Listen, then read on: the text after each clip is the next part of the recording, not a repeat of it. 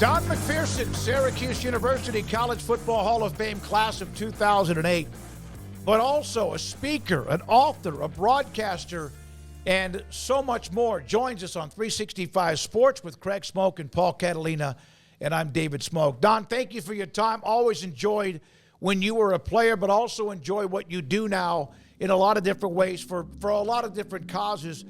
What is your feeling right now when you see so many moving parts in such a short amount of time as a former student athlete is what we have in college athletics?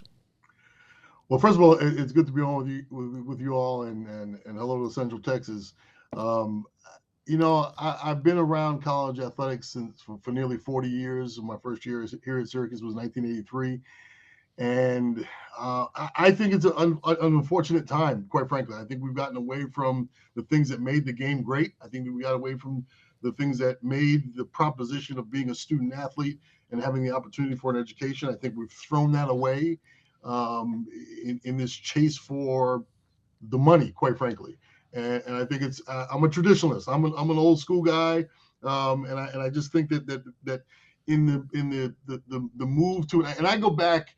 I go back to 1990 and 1991 when we had two back-to-back split national championships, and all of a sudden it was like we have to have a number one in college football, and Division II and III do it, and so we kept fooling around with different formulas to try to get to it, which was never going to get to it as long as the bowl system was in place and the conferences controlled the relationship with the bowls, and so there's been this really uncoordinated. I think there's been a tremendous lack of leadership in getting us to this point where we are now over the years. And as a guy who loves college football and loves college athletics, it's been frustrating to watch.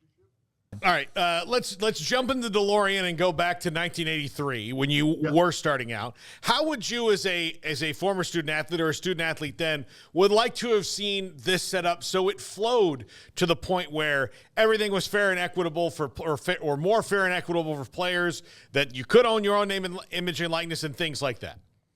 So the big problem that has happened over the years is what everyone gets frustrated with, the term amateurism, and as well, student athlete.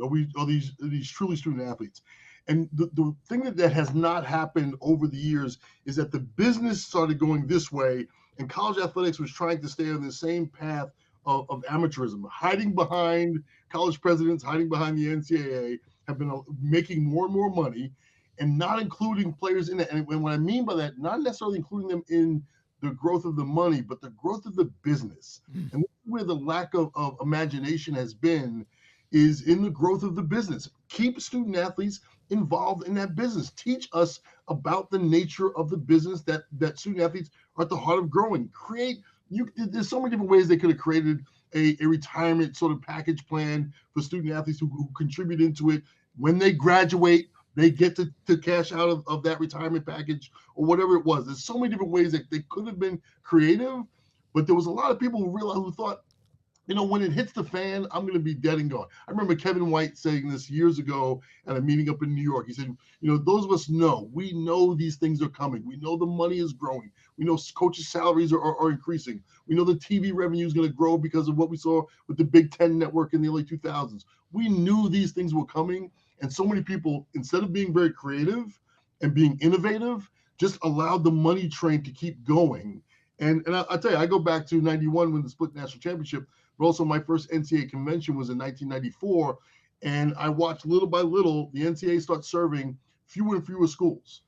The Ivy League left because they said, you guys are talking about initial eligibility. We don't have those issues. Then Division II and III left because they said, you guys are worried about TV contracts and realignment. And Division II said, we don't want to go to convention, right? And then little by little, the Power Five, and recognizing that the conferences control football, the NCAA controls sort of the governance and basketball. And so football was growing and driving them. Jim Boeheim was very upset when Syracuse left the Big East for the ACC, but football was driving the bus, not basketball. And so little by little, the NCAA has been serving fewer and fewer schools and fewer students. And then we got to the NIL moment when the NCAA said, because several states had a law being enacted, the NCAA said, okay, everyone do what you want. And it's a free-for-all. And now we're in this place now where I think it's in an irretractable moment. Don, I know that you are very much involved, entrenched in trying to for women's sports. And my question is, with what the settlement brought, and there are now some opportunities, not just football, but we know that drives the bus, as you mentioned, men's basketball. Is there any concern about the Title IX, not the Title IX that sometimes we hear about now, but Title IX of what it was from the beginning about the equality for women's sports and scholarships, and in the same vein, getting money, although they're fed money from men's basketball and football? There's going to be a big Title IX issue, and first of all, if anyone tells you they know where this is going, they're lying, because no one knows where this is going. And the Title IX question, it's funny because people keep talking about the business and how the business and all the money that's being generated, but you got to remember, as much money is being generated at Alabama or anywhere, Syracuse or wherever else, Georgia, all the big programs that people think are generating a lot of money.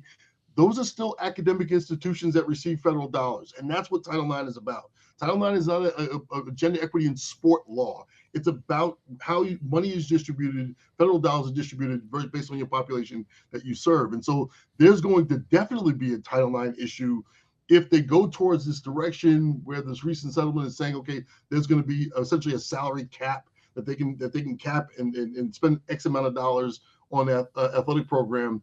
There's going to be a lot of disparity in schools based on tuition and what it costs to go to that school. The host of issues and problems that are going to arise from where it's going right now. And I think that's why you heard Greg Sankey over the weekend or the last couple of days talking about some sort of congressional interference to get in somebody to come in and manage this. Because without that, you're going to have not just Title IX issues, you're going to have union issues. If players start to unionize, student athletes start to unionize, well, you know what? There's other unions on campus who want the same benefits that athletes are getting. And that means tuition remission. That means salary comparisons. There's going to be a whole host of issues once you start to try to professionalize college athletics within the nonprofit academic institutions of higher education.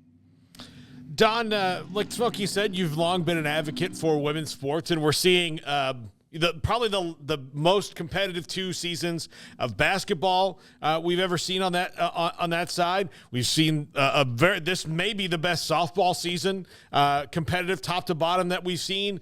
Is this not only the function of more eyeballs on it, but of finally maybe history correcting itself, where girls are playing sports for longer and staying in sports for longer than they were in the 80s and 90s?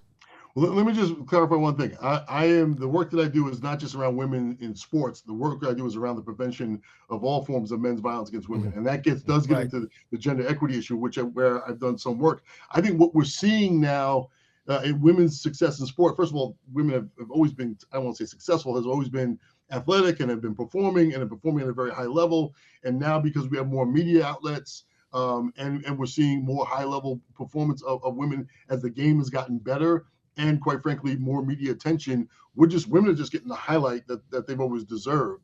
And I do think that it's coming at a very interesting time. By the way, my favorite sport, I'm a college football junkie. I don't know much about many other things. But my favorite sport to watch on television is softball, because of just the great camera angles and the way that women play the game. And so those games, while they're getting elevated, are coming at a time when the disparity in women's and men's athletics on college campuses is really being highlighted by this move and this generation of literally, I mean, there's no female comparison to when the $7.4 billion deal is being offered up for the playoff alone for college football. There's no female sport comparison to that. So without question, while women's sports is definitely getting more notoriety and more getting the attention it deserves, it's not going to compare. And again, in a very weird space of college athletics, it's not supposed to be about which team generates the most money. It's about an opportunity for all student athletes. All right, so we're in Central Texas in Waco, and you know the story that Baylor went through back in 2015, 16, and then for a few years after that. But not the only school. There's been other schools where you've had these sexual assault, domestic violence, or whatever else. Is it an athletic department problem? Because people seem to kind of point that figure. Isn't it a university campus problem? No. Okay. and it's very easy to point the finger. Now you will have, at the same time that Baylor was going through its problems, USC was going through similar. Michigan State went through some similar things. Penn State went through their issues. There's no question about it. When you have large institutions that protect men who are perpetrators of that kind of violence because of whether it's money or prestige or just business as usual in very many ways with large organizations that protect their own, it's not something new, nor is the problem. Years ago, and I'm a New Yorker, and years ago I remember, all the talk about athletes and violence against women, and I would say at any given time, at the time there were some 8,000 restraining orders in New York City. It wasn't the Yankees and the Mets and the Giants and the Jets who were committing all this violence. It is a very serious problem throughout our society. The good thing that sports does is it elevates sometimes the conversation, and it's how I got involved in the work nearly 30 years ago. The bad thing is very often that sports can skew the conversation and allow the average man off the hook. Well, that's athletes' problems. Oh, that's a sports problem. And the reality is it's a major systemic social problem. Don McPherson, class of 2008, College Football Hall of Fame with us. Craig? Don, one of those people that came here to Waco right after that happened and helped to start to change the culture was Fran Brown. He was a part of Matt Rule's staff, one of the first big assistant hires. Obviously, he's now at Syracuse, and he's creating some noise now. I mean, they haven't played a game yet under him, but recruiting well. There's some excitement there. Do you feel that? And when's the last time you've maybe had this kind of energy level surrounding Syracuse football? It's been a long time since there's been any excitement. Doug Marone came back as alum several years ago, talked about it being his dream job, but he didn't last very long. Maybe it became a nightmare for him. I'm not sure exactly what happened with Doug, but Fran has been here. I'm glad you said that he hasn't played a game yet, and not that I'm poo-pooing on Fran, but people say, "What do you think of the team?" I'm like, "It's April. Yeah. Ask me in October. I can't judge college football in April." But I will say this: that Fran's doing exactly what he was hired to do. He's got energy back. One of my old teammates who's a Syracuse native, he's happy. I'm happy because my guy Robert Drummond. If Robert Drummond's happy with the coach, I'm happy with the coach and the program. We've alienated over the years our alumni. Fran has done a fantastic job of bringing alumni back and getting guys back involved. Lots of access to the program. The town is excited about him.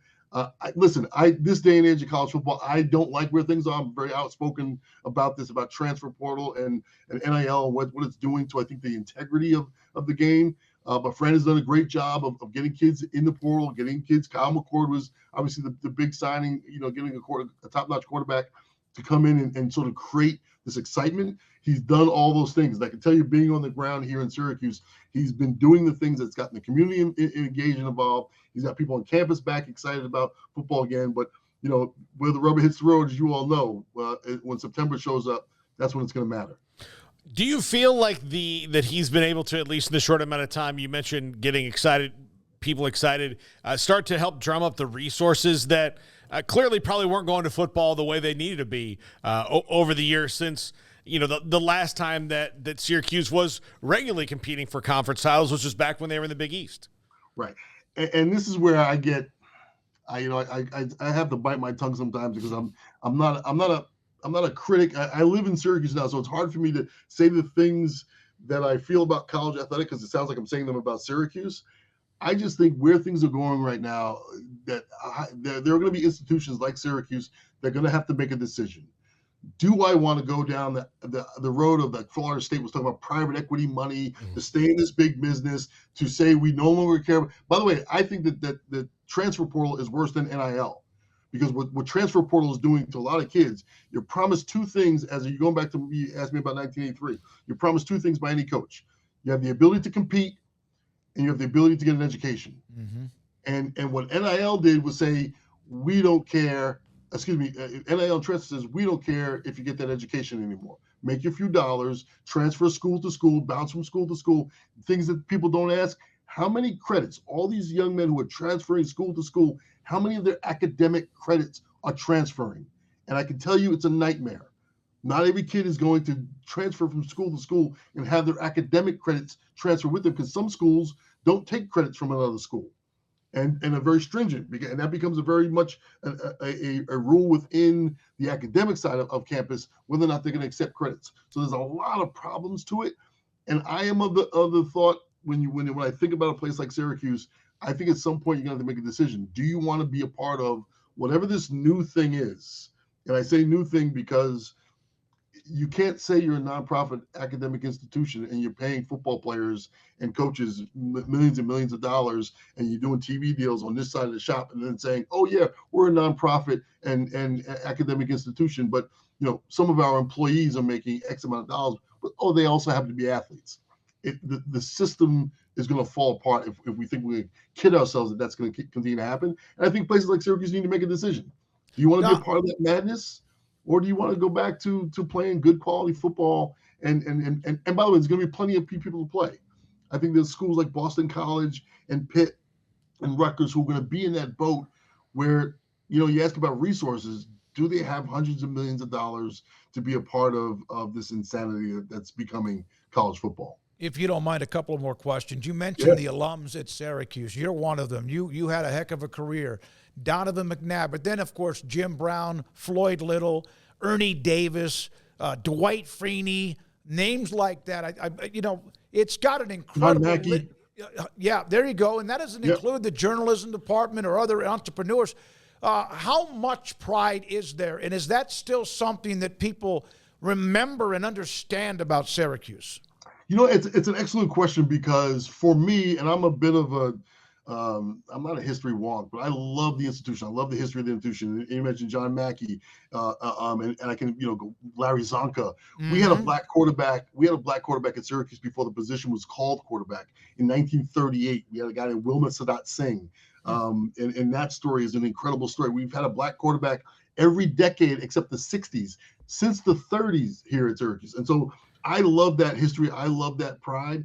And this is why I said a moment ago about what Nick Saban kind of echoed is we've gotten away from that. I love the old history. And I think when Penn State stopped playing Syracuse, you left a lot of money on the table. When all those old rivalries like the backyard brawl and all those great rivalries started going away, I'm glad they brought that back with West Virginia and Pitt. I'm a Northeast guy, so I know those rivalries really well. And when we got away from that, I think, one, we left money on the table, but two, we started to chip away at our alumni base who remembers those great rivalries.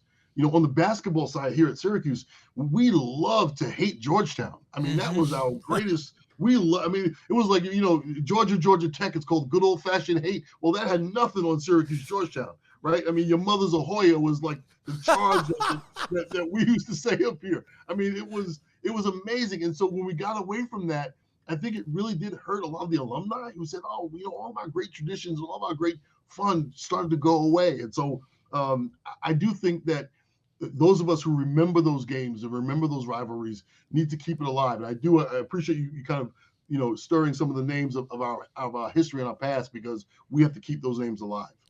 Don, I don't even have so much of a question here, but I can't help but notice there's a lot of people we talk to on Zoom, and they've got various decorations and whatnot. That Davey O'Brien Award right behind your shoulder. That's A little Fort Worth represented there. Yeah, I know that's just a little slice of what you got in that 1987 season, but just how often do you maybe get stopped by Syracuse fans, or do you relive that? Or obviously you walk into your office there and you have some reminders, but how often do you reflect on that time period?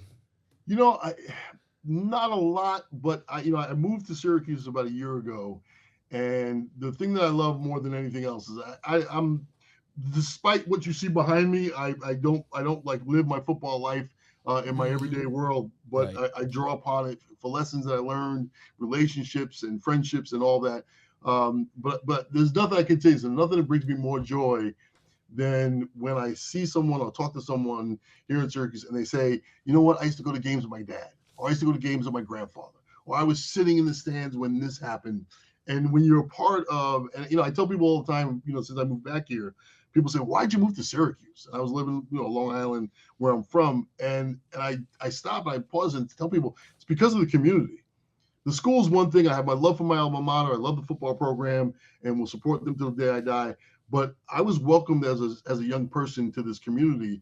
And my connections and my memories and my friendships are people in the community who we were a part of the community in so many ways. And so when I hear that from people who talk about their dads or going to games with their family, those are the things that mean the most to me.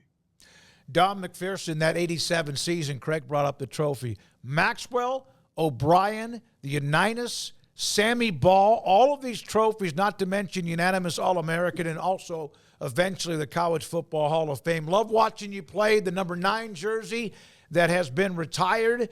Don, I'm glad I just happened to be reading something. It's donmcpherson.com, by the way, also online, but author, speaker, and what you do.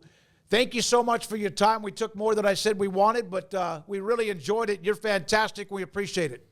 My pleasure. I'm always happy to talk with people from Texas about football. Y'all do it the best. Thank you very much. Don McPherson from Syracuse University and the masculinity of what young boys are told as far as like you throw like a girl. That's one of his books that he's written. He's really, really very, multi-talented in what he does. Yeah, no, he's got a great life beyond football, as he said, and almost felt like kind of shallow. Like, how often do you think back to that? But it's just because 1987, I was looking at that trophy. I couldn't help but see that. It's right there. Yeah, and that was obviously such an historic year. But, I mean, the work off the field's far more impressive. It's way more impressive. It's way more meaningful. And it's good to have people like Don McPherson involved and trying to – share his knowledge, share his passion, compassion, and just help make people better and make things in general better. So, I commend him for that and for using his platform in a positive way. And I think, too, a lot of stuff was interesting there, but his comments about just Syracuse in the future. And, I was going to ask him, like, what do you think about all the Florida State stuff and just kind of but they're not like an ACC original. They were, they're Big East. I mean, he's in the Big East. And so I sometimes have to remind myself that they're not in the Big East because of that. I think that's one of the bummer conferences that doesn't really for football for sure. Right. It was way better than people gave it credit for. Right, and so West Virginia had their dalliance with that as well, and various others. But I do think there's going to come a time, probably if things continue on the path that they're on, that he alluded to, where schools are going to say, "What are we? Are we a university that plays football? Or are we a football team that also is backed by a university?" It's located on a campus. Yeah, and I think there's actually people out there who probably stand to benefit, because I think we all need to remind ourselves, every story we read or every reaction we see, somebody's got an agenda, most likely, in a lot of this. But I do think you hear like, well, it's all going to become professionalized anyway. Not for everybody necessarily, and I think there'll be plenty of schools who have to, eventually make a type of a choice of like, what are we deep down, and what are we going to be? And I don't know what that turns into ultimately, but I think it's good to recognize of like, oh yeah, we're still a school, and that's how all this started, and that's where it all stems from. And I don't know, I see stuff about like basically renting out like the logos and the name, but people don't even go to school. They play. It's just they're like renting the license, and I just find that to be like so just soulless. I mean, it's depressing. It's just soulless, and it's all just, I guess if you're obsessed with money and just your football team being good, that's all that matters to you. But I just feel like that's such an shallow way of being a fan. There are fans that's all that matters. I know. And then that's great. I think a lot more, even some of the blue bloods, where they do care about where they are academically and where they rank. And I do think when we get to the tiered system, like that they talked about, like, there's going to be this one and that one. You're going to see some schools that might surprise you that go, you know what? Yeah. We're out of it. Yeah. We're just going to do it because it's not who we want to be, which is surprising. We can still play football and still maybe do some good things, but we're not going to out of it. We're not chasing Alabama anymore. Yeah, that's what it is. And who knows? Maybe we don't ever really come to that point. I think we're as close to that as we've ever been before. But I do think if there came like a fork in the road, eventually some of these schools are going to have to say, all right, we're never going to compete with Alabama. Like running in quicksand. Right. You could have done it in the 90s and the 2000s and part of the, I guess most of the 2010s we saw schools that were successful, that were smaller, that didn't have all the backing because it was more of an even playing field because everybody had 85 scholarships and you weren't paying players, so nobody had an inherent advantage, although obviously there were bagmen and things like that going on, even for those schools. I mean, let's not pretend like they aren't doing the same things, but when there comes a point where you're talking about like $50 million revenue gaps, I mean, what are we talking about here? Like you can't ask your donors to make up for that or one of the commercials I do, Craig, is Pioneer Steel and Pipe, how they survive the big box stores like Walmart and these monstrous places that come in that just overwhelm you and run you down. And wear you out. I think there's more traditional tier or something along those lines. I don't know. You'd have to really flesh that out, but I do wonder if that's something that's not in the cards.